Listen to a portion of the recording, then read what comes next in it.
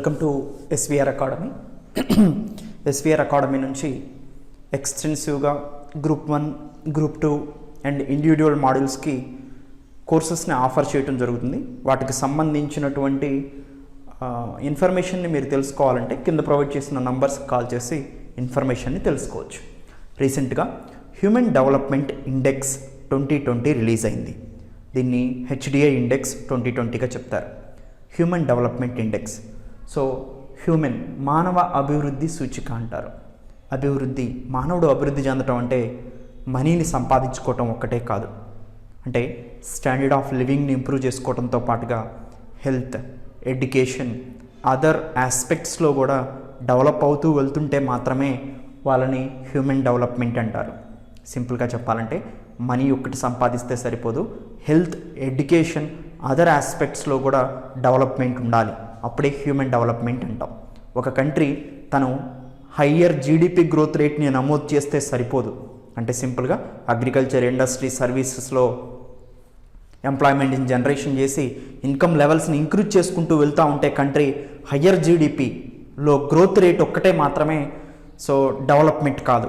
Development అంటే growth రేట్తో పాటుగా standard of లివింగ్తో పాటుగా health, education, other important infrastructure కూడా డెవలప్ అవటమే డెవలప్మెంట్ యొక్క యాక్చువల్ మీనింగ్ అనమాట. హ్యూమన్ డెవలప్మెంట్ ఇండెక్స్ అంటే సో మల్టీ డైమెన్షనల్ స్కోప్గా చూస్తాం డెవలప్మెంట్ అనేది. సో ఆర్థిక వృద్ధితో పాటుగా ఆర్థికంగా అభివృద్ధితో చెందటం అంటే ఏంటంటే సో వృద్ధి ఒక్కటే కాదు, దాంతోపాటు డెవలప్మెంటల్ యాక్టివిటీస్ కూడా జరగాలన్నమాట. ఇప్పుడు ఒక పర్సన్ని తీసుకుంటే తను సంపాదించడం ఒకటే కాకుండా తన హెల్త్, తన ఎడ్యుకేషన్, అదర్ ఇన్ఫ్రాస్ట్రక్చర్ను కూడా కన్సిడర్ చేస్తే అప్పుడు అతనిలో గ్రోత్ ఉంటే అది డెవలప్మెంట్గా చెప్తాం. ఏదైనా ఒక కంట్రీ చూసినప్పుడు ఆ కంట్రీ యొక్క జీడిపి ఒక్కటే కాదు, ఆ కంట్రీలో హెల్త్ ఇన్ఫ్రాస్ట్రక్చర్ ఎలా ఉంది, ఎడ్యుకేషన్ ఇన్ఫ్రాస్ట్రక్చర్ ఎలా ఉంది, హెల్త్ అండ్ ఎడ్యుకేషన్ అదర్ ఆస్పెక్ట్స్లో వాళ్ళకి రిసోర్సెస్ అవైలబుల్గా ఎంత ఉన్నాయని చూస్తే దాన్ని హ్యూమన్ డెవలప్మెంట్ అంటామన్నమాట. అలా United nation development programme UNDP అనేది ఎవ్రీ ఇయర్ హ్యూమన్ డెవలప్మెంట్ ఇండెక్స్ని రిలీజ్ చేస్తూ ఉంటుంది. ఈ ఇయర్ రిలీజ్ చేసిన హ్యూమన్ డెవలప్మెంట్ ఇండెక్స్లో ఇండియా ర్యాంక్ వచ్చేసి 131 అవుట్ ఆఫ్ 189 కంట్రీస్. 189 దేశాలని పరిగణలోకి తీసుకుంటే 131 దేశంగా భారతదేశం ఉండిందనమాట. అయితే ప్రీవియస్ ఇయర్తో పోల్చుకున్నప్పుడు 2019లో మన హ్యూమన్ డెవలప్మెంట్ ఇండెక్స్ యొక్క ర్యాంకు 129, ఇప్పుడు 131కి వచ్చింది. అంటే 2 ప్లేసెస్ మనం డ్రాప్ అవటం జరిగిందనమాట. ఎవరు రిలీజ్ చేస్తారు హ్యూమన్ డెవలప్మెంట్ ఇండెక్స్ని అంటే united nation development programme UNDP, అంటే ఐక్యరాజ్య సమితి అభివృద్ధి కార్యక్రమం ఉంటుంది. వీళ్ళు యునైటెడ్ నేషన్ డెవలప్మెంట్ ప్రోగ్రామ్ అనేది హ్యూమన్ డెవలప్మెంట్ ఇండెక్స్ని రిలీజ్ చేస్తుంది. ఎవ్రీ ఇయర్ ఒక్కొక్క కంట్రీని తీసుకొని ఆ కంట్రీలో 3 ఇండికేటర్స్ని తీసుకుంటారండి. అంటే వీళ్ళ యొక్క ఇంగ్రీడియంట్స్ ఏం తీసుకుంటారు, హ్యూమన్ డెవలప్మెంట్ ఇండెక్స్ ర్యాంక్ని ఎలా ఇచ్చారు ఇండియాకి లేదా అదర్ కంట్రీస్కి ర్యాంక్ని ఎలా ఇస్తున్నారు అంటే సపోజ్ ఆ కంట్రీ తీసుకొని ఆ కంట్రీలో 3 ఇండికేటర్స్ని తీసుకుంటారు. ఒకటి హెల్త్, ఆ కంట్రీలో హెల్త్ ఇన్ఫ్రాస్ట్రక్చర్ ఎలా ఉంది, దాన్ని దేని బేస్ చేసుకొని తీసుకుంటారంటే లైఫ్ ఎక్స్పెక్టెన్సీ. సో అంటే జీవిత కాలం ఎంతవరకు అక్కడ ఆ కంట్రీలో ఉన్న వాళ్ళు సో బ్రతుకుతున్నారు, లైఫ్ ఎక్స్పెక్టెన్సీ చూసుకుంటుంది, జీవన ప్రమాణ కాలం తీసుకుంటుంది అనమాట. తర్వాత ఫస్ట్ ఇండికేటర్ హెల్త్ అండి. హెల్త్ ఎలా ఉందో చూస్తుంది, హెల్త్ ఇన్ఫ్రాస్ట్రక్చర్ ఎలా ఉంది ఆ కంట్రీలో, ఎడ్యుకేషన్ ఇన్ఫ్రాస్ట్రక్చర్ ఎలా ఉంది ఆ కంట్రీలో. చూడండి, expected years of schooling as well as mean year of schooling, ఈ 2 ఇండికేటర్స్ ద్వారా ఆ కంట్రీ యొక్క ఎడ్యుకేషన్ సిస్టమ్ ఎలా ఉందో ఫైండ్ అవుట్ చేస్తుంది. సో దీనికి మార్క్స్ ఇస్తుంది, దీనికి మార్క్స్ ఇస్తుంది. తర్వాత గ్రాస్ నేషనల్ ఇన్కమ్ని బేస్ చేసుకొని పరికాప్టా ఇన్కమ్ ఎంత ఉందో చూస్తుంది ఆ కంట్రీకి. అంటే సింపుల్గా ఇన్కమ్ ఎంత ఉందో చూస్తుంది.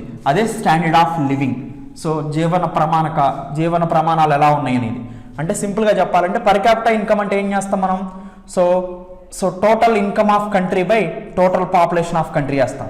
ఇక్కడ టోటల్ ఇన్కమ్ ఆఫ్ కంట్రీ అన్నప్పుడు గ్రాస్ నేషనల్ ఇన్కమ్ తీసుకుంటాం అనమాట, GNI తీసుకుంటాం.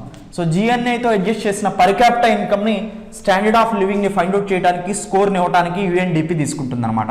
సింపుల్గా చెప్పాలంటే తలసరి ఆదాయాన్ని తీసుకుంటుంది స్టాండర్డ్ ఆఫ్ లివింగ్లో.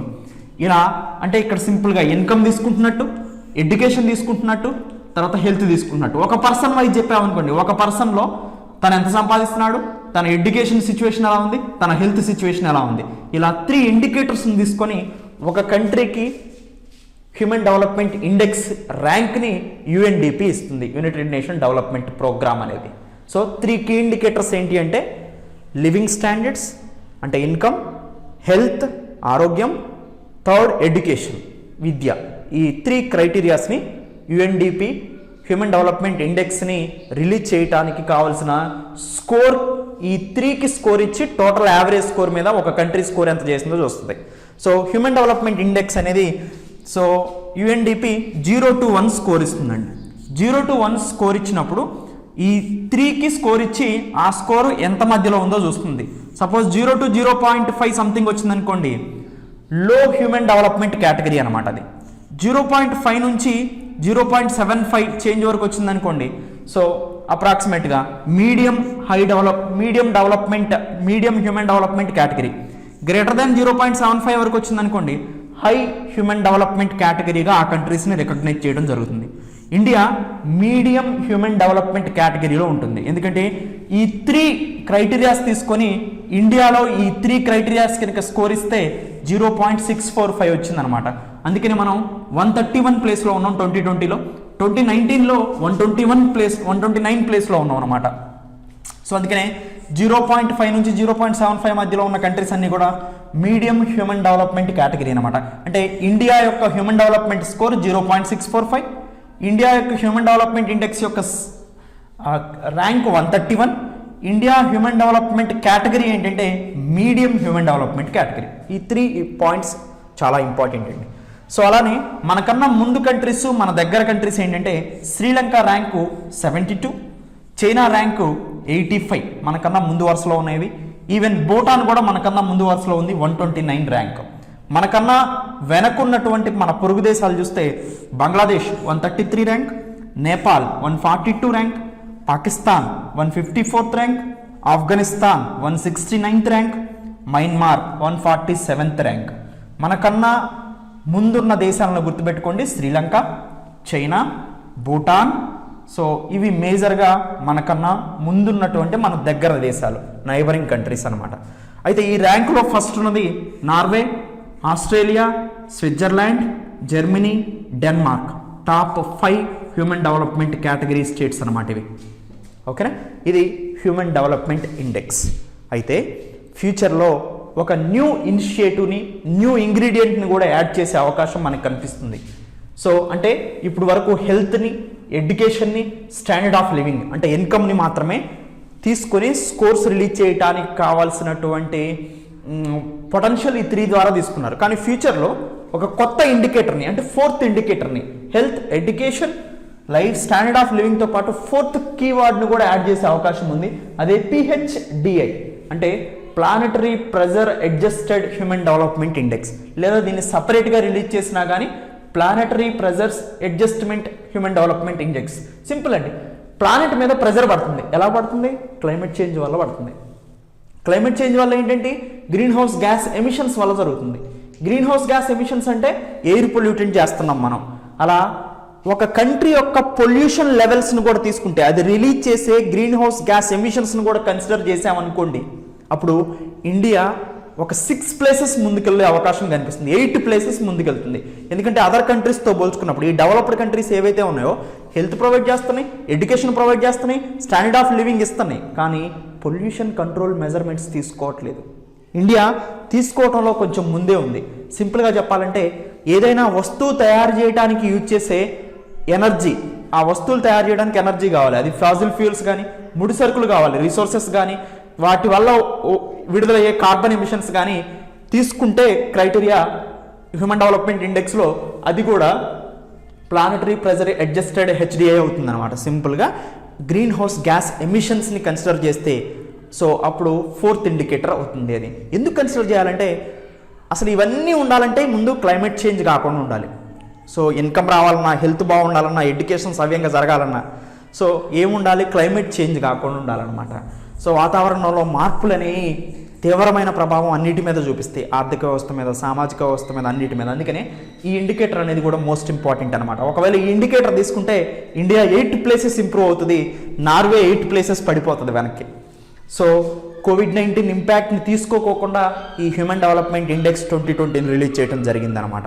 సో అది మోస్ట్ ఇంపార్టెంట్. చాలా ఇంపార్టెంట్ పాయింట్ ఏంటంటే హ్యూమన్ డెవలప్మెంట్ ఇండెక్స్ ప్రీవియస్ ఇయర్తో పోల్చుకుంటే 2 ర్యాంక్స్ తగ్గింది. ప్రీవియస్ 2019లో 129, ఇప్పుడు 131. తర్వాత human development index India score 0.645. ఇది మీడియం హ్యూమన్ కేటగిరీ డెవలప్మెంట్ అనమాట. సో ఇవి హ్యూమన్ డెవలప్మెంట్ ఇండెక్స్ గురించి. నేను ఆల్రెడీ ఎకానమీలో స్టాండర్డ్ ఎకానమీలో హ్యూమన్ డెవలప్మెంట్ ఇండెక్స్ గురించి మాట్లాడాను. ఇప్పుడు చూడండి, బుక్లో చదివితే మీరు అందరూ బుక్స్ కోసం బాగా పరితపిస్తూ ఉంటారు. బుక్స్లో చదివితే మీకు ఈ అప్డేట్ బుక్లోకి ఎక్కడి నుంచి వస్తుంది? సో అందుకని నేను అనేది ఏంటంటే కరెంట్ ఎకానమీ అనేది మోస్ట్ ఇంపార్టెంట్. అందుకని కరెంట్ ఎకానమీ వీడియోస్ని మనం ఎక్స్క్లూజివ్గా స్టాండర్డ్ ఎకానమీతో అందించడం జరుగుతుంది. హ్యూమన్ డెవలప్మెంట్ ఇండెక్స్ చెప్పాం.